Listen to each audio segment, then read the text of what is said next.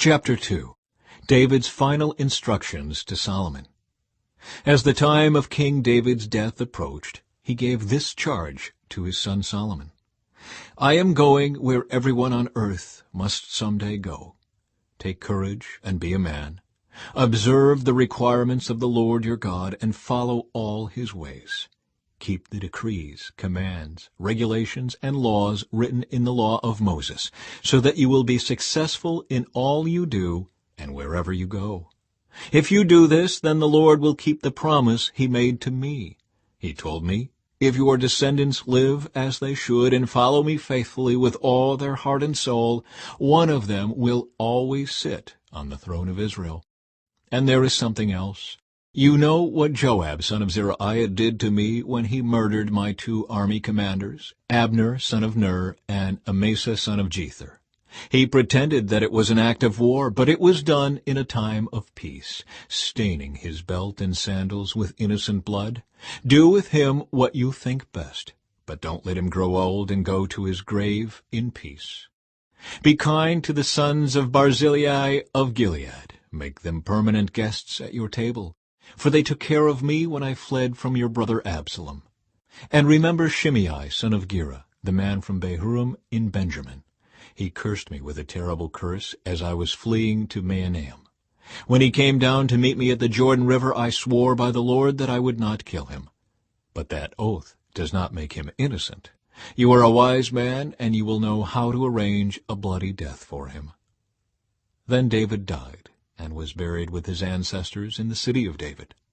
David had reigned over Israel for 40 years, 7 of them in Hebron, and 33 in Jerusalem. Solomon became king and sat on the throne of David his father, and his kingdom was firmly established. Solomon establishes his rule. One day Adonijah, whose mother was Haggith, came to see Bathsheba, Solomon's mother. "Have you come with peaceful intentions?" she asked him. "Yes," he said, "I come in peace. In fact, I have a favor to ask of you." "What is it?" she asked. He replied, "As you know, the kingdom was rightfully mine. All Israel wanted me to be the next king. But the tables were turned, and the kingdom went to my brother instead, for that is the way the Lord wanted it. So now I have just one favor to ask of you. Please don't turn me down." "What is it?" she asked. He replied, "Speak to King Solomon on my behalf, for I know he will do anything you request. Ask him to let me marry Abishag, the girl from Shunem." "All right," Bathsheba replied. "I will speak to the king for you." So Bathsheba went to King Solomon to speak on Adonijah's behalf. The king rose from his throne to meet her, and he bowed down before her.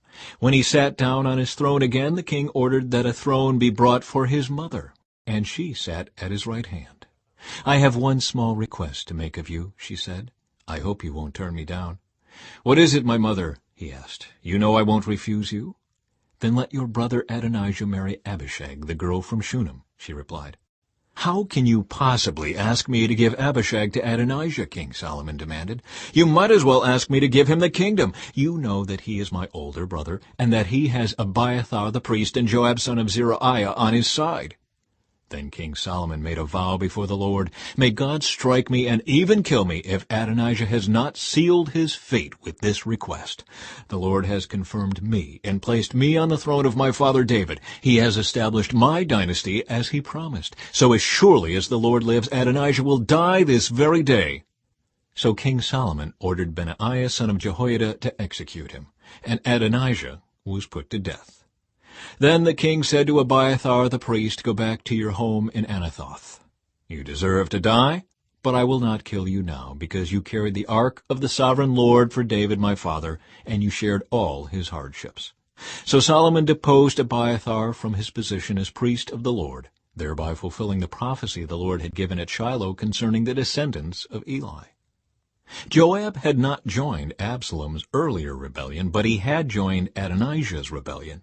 So when Joab heard about Adonijah's death, he ran to the sacred tent of the Lord and grabbed onto the horns of the altar. When this was reported to King Solomon, he sent Benaiah son of Jehoiada to execute him. Benaiah went to the sacred tent of the Lord and said to Joab, "The king orders you to come out." But Joab answered, "No, I will die here." So Benaiah returned to the king and told him what Joab had said. "Do as he said," the king replied. "Kill him there beside the altar and bury him. This will remove the guilt of Joab's senseless murders from me and from my father's family. The Lord will repay him for the murders of 2 men who were more righteous and better than he.